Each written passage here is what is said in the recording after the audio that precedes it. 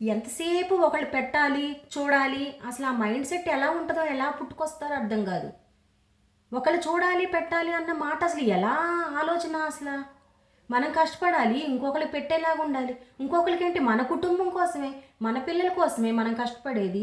బయట వాళ్ళ కోసమే మనం చేస్తున్నామా? కాదు కదా. మన కోసం, మన పిల్లల కోసం. మా ముందాళ్ళు ఏం చేయలేదు మాకు, మేము ఇప్పుడు కష్టపడినా కూడా కష్టమైపోయిద్ది అట్లా అనుకోమట్టే కదా బాల కార్మికులు తయారయ్యారు. రేపటి పౌరులు బడికెళ్ళి చదువుకోవాల్సిన పిల్లలు పని చేస్తా కార్మికులుగా మారిపోతుంటే ఇంకా ఏముంది అసలు? మన దేశ వృద్ధి ఎక్కడుంది? నా చిన్నప్పుడు, మా అమ్మ చిన్నప్పుడు, మా అమ్మమ్మ చిన్నప్పుడు కూడా డెవలపింగ్ కంట్రీ అనే చెప్తున్నాం కదా. ముత్తాతల నుంచి నా తరం దాకా 4 తరాలు చూసాను నేను. ఇంకా డెవలపింగ్ అనే అంటున్నాం. మరి మనం కష్టపడితేనే కదా ముందు తరానికి మనం వనరులన్నీ సమకూర్చేది. మనం సమకూర్చకుండా, కష్టపడకుండా ముందు తరానికి ఏమి ఇవ్వలేనప్పుడు మన ఇండియా ఏమవుతుంది? డెవలపింగ్ అని అండర్లైన్ చేసుకుంటున్నాం, 5 తరాల నుంచి వింటున్నా. డెవలప్డ్ అన్న మాటే లేదు. సోషల్ టీచర్ ఇదే మోగిద్ది, డెవలపింగ్ కంట్రీ అంటనే ఉంటుంది చిన్నప్పటి నుంచి 10th వరకు. అసలు ఎలా చెప్తున్నారో అర్థం కావట్లేదు. మోటివేషన్ క్లాసులు స్కూల్లో చెప్పట్లేదా? పేరెంట్స్ పిల్లలకి చెప్పట్లేదా? ఈ కూర్చొని తినే అలవాటు ఎలా వచ్చిందో. దొంగ మొహాలు వేసుకొని కూర్చొని తింటారు ఎంతసేపు, ముష్టి మొహాలు. అసలు బిచ్చగాళ్ళు ఎందుకు తయారవుతున్నారు? కాళ్ళు చేతులు ఇరిగిపోయి హ్యాండిక్యాప్డ్ వాళ్ళు కూడా ఒలింపిక్స్కి వెళ్ళి దేశానికి పథకాలు తీసుకొస్తున్నారు.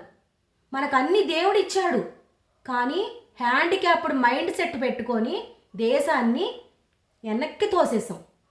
చేజేతుల తీసుకొచ్చిన స్వేచ్ఛా స్వాతంత్రాలని అనవసరమైన వాటికి స్వేచ్ఛ కావాలి అని పనికి మాలిన దేశ పౌరుల్ని తయారు చేసాం. దేశం ఎందుకు ఇలా అయింది? మన మైండ్ సెట్ సరిగా లేకే కదా. కష్టపడదాము, బాగుపడదాము, పిల్లలకు ఒక దారి చూపిద్దాము అన్న ఇంగిత జ్ఞానం లేకుండా తయారయ్యారు. ఏమైంది? పోతే పోయింది. పోనీ కష్టపడితే మన తరం నలిగిపోతాము. ఏమైంది? గాంధీజీ కూడా ఆ తరం, ఆ ముందు తరం వాళ్ళంతా కష్టపడకపోతే మనకి స్వతంత్రం వచ్చేదా? ఒక తరం నలిగిపోయిద్దండి. ఏం కాదు, కళ్ళు మూసుకుందాం, మింగేసుకుందాం. మన తర్వాత తరానికి మంచి భవిష్యత్తు అందిద్ది.